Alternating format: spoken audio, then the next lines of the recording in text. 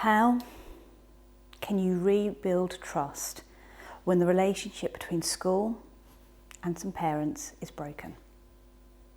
Well, that's the topic of today's 2-minute top tip. So you and the parents are trying to do the best for the child in your school.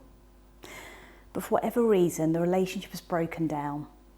And despite all of your best efforts and theirs, things aren't where they need to be. And the relationship is proving difficult and challenging. What can you do?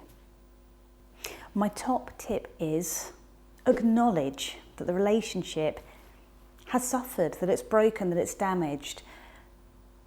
Ask them what would help get you back on track and working together.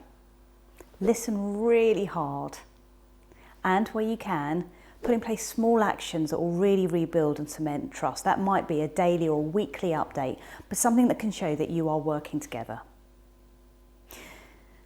I know there are two sides to every story, and there'll be things that both sides are doing that are not helping the other side improve things for the child, but ultimately you both want the best for the child. You're both acting with the best of interests, and the sooner you can get those relationships back on track, the better for all. And I hope this 2-minute top tip helps you do that. Remember, I've got a free ebook on having successful, difficult conversations with parents, packed full of tips for you, so do check that out.